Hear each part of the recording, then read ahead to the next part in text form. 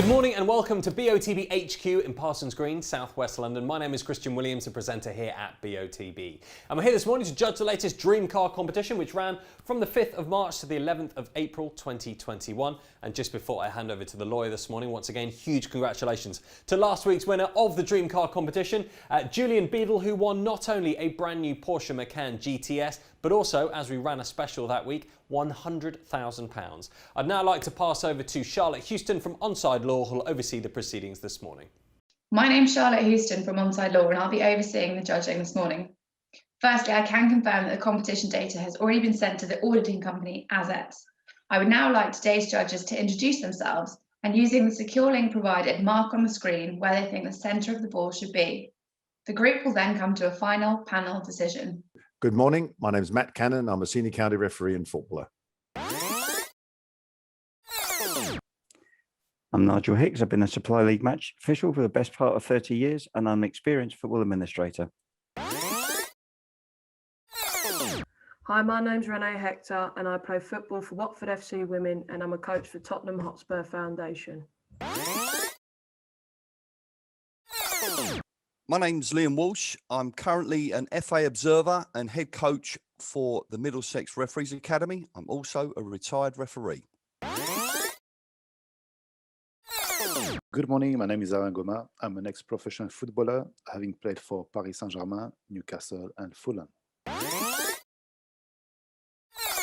Good morning, my name is Roger Wheeler. I'm a referee and I've been refereeing and lining for more than 30 years. Hi, my name is Aaron Mendonca. I've been involved in football for over 30 years, first as a player and then as a referee. Good morning, my name's Andy Braithwaite and I'm a football referee, mentor and licensed observer. Good morning, my name's Hugh Gilroy. I'm a referee, a mentor, tutor and observer. Good morning, my name is Leo Donnellan. I'm an ex-professional football player, having been with Chelsea, Fulham and Leyton Orient. Judges, please now come to a final panel decision. For your reference, the larger white cross is the calculated average of the 10 individual selections. Thank you very much, Charlotte. Good morning, everybody. Good morning. Good morning. So we've got three players in shot, one in the background. You can't really see anything. He's very blurry. So the two players we're looking at, we have the player in red and white, who you've got a view of one eye. He looks like he's looking sort of straight up. And the player in yellow got two good eyes and he's looking across. They seem to be sort of, the player in yellow to me looks like he's a bit more in charge of of what's happening, with the player in red obviously looking straight above him. And I think maybe the ball's come over the top of his head, and with this player in yellow about to play it. But I'll draw some lines in up from this player here. You see, you've got one eye, a little bit of white. And I've gone a little bit more vertically than the rest of you. We'll take this one, and we have Liam's lower one here. And then if I take it across from this yellow player, we've got a much tighter line really through everybody's selections. It's a very narrow line here. So Anna, I'm going to come to you first. I've magnified yours. You're just very close to the white cross here. How did you see this, and what you thought was happening in the photo? Yeah, no, I think the ball is dropping towards the player in with a white and red shirt. I think he's going to head the ball. The player on the right hand side is obviously late on the challenge, and I think he's trying to disturb him, and so he can't really adjust his header. I think he's looking across slightly up diagonally, and but I think the ball is coming straight towards this player with the red and white shirt. So basically, I looked at his, we've got only one eye from him. I thought he was looking up slightly, very slightly in front of him. That's why, I went, to this position, basically. Yeah, thanks very much. Nigel, I'll come to you next. You're just to the right of me here. I've magnified your selection there, and ever so slightly higher than everybody else's, but very marginally. How have you seen this photo and what's happening? Thanks, Matt. Morning, everyone. Morning. Yeah, as you say, slightly higher than the rest, but that's simply because I think we're all on the same, pretty much on the same eye line for the yellow player. That's why it's such a narrow band. And it's just because of the cross reference between that and the fact I feel that the player in red is looking almost vertically, and that's why he's got his head tipped back so far. And it's just where the convergence of those two sight lines are has put me there. Yeah, I mean, I feel that the ball is has been said already, is dropping towards this player in red. The yellow's coming in to try and sort of move him aside or interfere with that, and the ball's very close. Yeah, thank you very much. And now, Andy, I've highlighting yours. You're just to the right of Nigel's and myself. How did you see this this challenge? Thanks, Matt. Pretty much the same as what you two guys have said there. Although on my particular choice, I've taken into account his left eye, the guy in red and white that we can't see, because it's going to be obviously between the two of his eyes there. So I've brought it slightly to the right of where you two guys are, simply because of a more central sort of feel between the two eyes, a more central line. But again, as I said, regarding the guy in yellow, we all feel that he's glancing towards the right towards the ball. But I just feel that the centre of the ball is just slightly to the right of centre. Yeah. Okay. Thank you. And Hugh, I'll come to yours just because you're just below Andy's on the same line, highlighting yours there. Have you seen this any differently, or think you should add anything to this? Not too dissimilar. Just that I think for this one in particular, having drawn the lines, kind of adjusted, bearing in mind the size of the ball. So where the lines might have been, it's they're going to be looking at some part of the ball, and I just felt, we've said before, it's hard for them to look straight up through their own brow, so I didn't come much further left. But yeah, I wasn't sure whether he was going to jump and play it or turn out and kind of let it drop in front of him, because it looks like it's coming over his shoulder.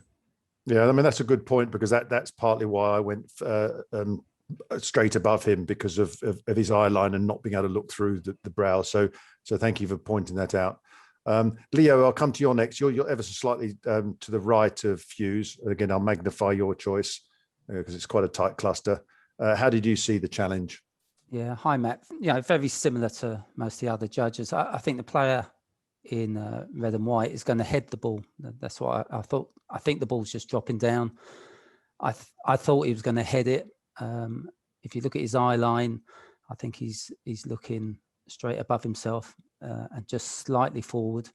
I went slightly forward because I always say this: he's going to use his forehead to head the ball. I think he's slightly still adjusting his position as well. And obviously the player in yellow, even though he's close, I personally don't feel he's going to make any difference to the guy heading the ball. Yeah, great. Thank you very much. So Rennie, I'll come to you. You're just ever so slightly to the right of this big white cross, highlighting yours there. How did you see that? Any other things to add, do you think, or anything you've seen? Yeah, so similarly to what Hugh said, obviously I don't believe they can look sort of directly through the top of their head, so I've just gone a little bit forward for that reason. And just on the play, I think it's quite likely that this play they're probably contesting for a second ball, just because of how high he's looking up. It's unlikely that it's sort of been directly played and it's a clearance, or unless they've hooked it right into the air. So yeah, I think it's likely they're contesting for the second ball, and that the player in red and white is probably favourable to head the ball. Yeah, okay. Thank you very much. That's an interesting line of thought. Roger, I'll come to you next, highlighting yours. You're just to the right here, next to Aries. How did you see this? Well, much the same, Matt. I was more interested in this looking directly up scenario. I mean, the ball is clearly above the head of the player in red, but it's the thing about, it's actually a physical impossibility to look through your eyebrow. And therefore, I've gone a little to the right, because I mean, the ball could be directly above him, but if he's looking at it, it's got to be a little bit to the right. And that's my probably only take on the difference. Yeah, on that point, I will say that the player in yellow is turned a bit, so that both of them are sort of turned into each other slightly. And as I think has been pointed out before, this player's head's quite a long way back. But I take your point. And Harry, you're just next to Rogers here. I'll highlight yours. How did you see this? Well, I felt that this is like one of those classics disputes where the players know where the ball is going to drop, and they try to get the best position to play the ball before the ball gets there.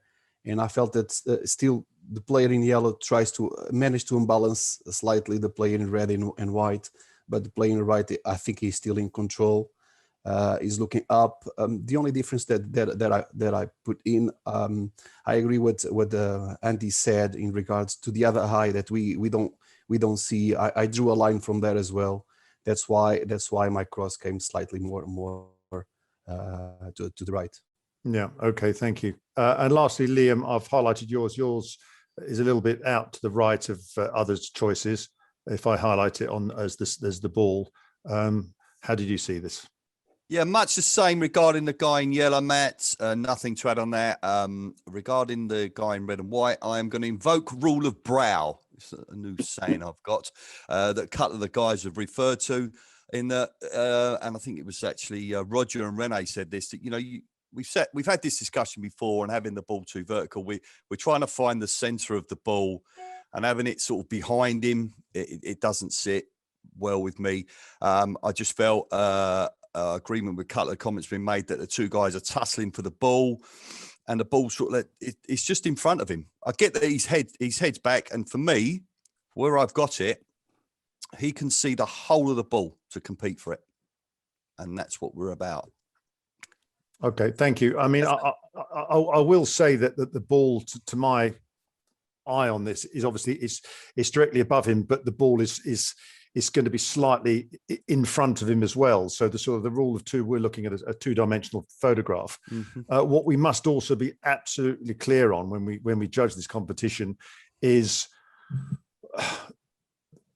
the players of the competition are looking at the eyes, and they will not guess that the second eye is pointing up in another direction. So we've got to be careful of where our selections are based on that. We can't be seen to be too clever with what we're seeing as in the photograph. We cannot see this other guy's eye, and we're sort of guessing what it's doing in a way. But Matt, we know that the eye is there. So if we follow in parallel one eye that we know that is looking that direction, you can clearly gaze where the other one would be as well. So I think it's a fair point. Yeah, but I understand what you're saying. Exactly. But we are guessing because we can't see it, and that from the players of the competition is important. It's not how we are perceiving this; is what we're looking at. So it's quite critical to this, because obviously, where the average is shown now is awful lot of pixels away from where it could be. So that's all I would say. So I am going to, because I would call Liam's an outlier, although I totally understand from where he's coming from. This position here encompasses us all, and I think is a better position based on specifically this guy's right eye looking up. And obviously we are all in agreement from this yellow player looking across. So unless everyone has further objections as a group, I'd like to go forward with this position here. As I said, I'll put the magnifier over the calculated average here, where it shows the ball encompasses all us as a good cluster. So Nigel, are you happy to proceed with this chosen coordinate? I am, although I do feel Liam's would probably be count close enough in a cluster. I mean, we've included ones further out than Liam in recent past, but I'm happy with that as a cluster. Personally, I would include Liam's, but I accept as head judge, your prerogative. Yeah, thank you. Renee? I would probably keep Liam's in, I think. Yeah. Okay. Thank you, Liam. Can you show me? Sorry to be a pain, Yeah, Matt. no, don't be a pain, But no. it is my right. Can you please put me back in for a second? And then put the thing on the average so I can see. Do I hit in? So I'm a little tail gunner to the right. Yeah. And that's with me in. See, now I'm going to say keep me in because I feel that the ball's more to the right and not to the left. So Yeah. I'm going to vote to remain, but that's my justification. No, sure, fair enough. But I will point out that there is marginally for if I also take Rene's. Although I think if I drew a line up through this player's eye,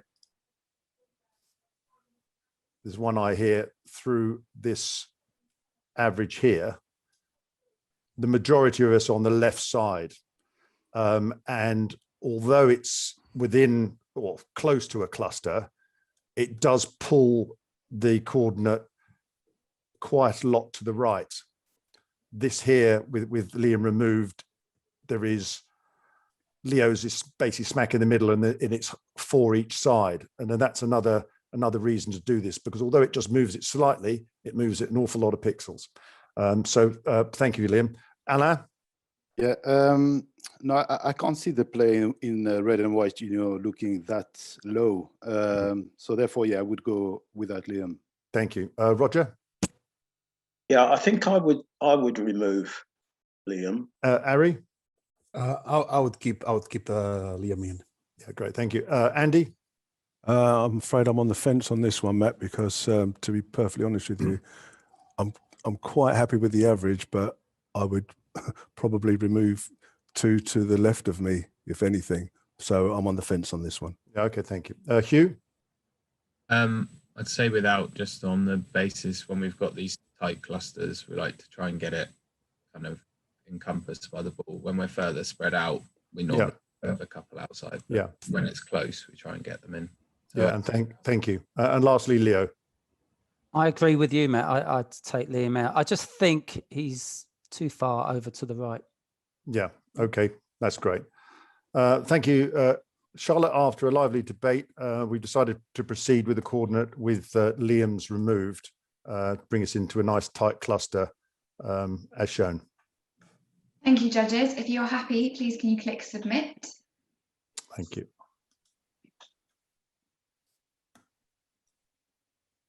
Thank you, judges. The coordinates selected are 1306 and 1158.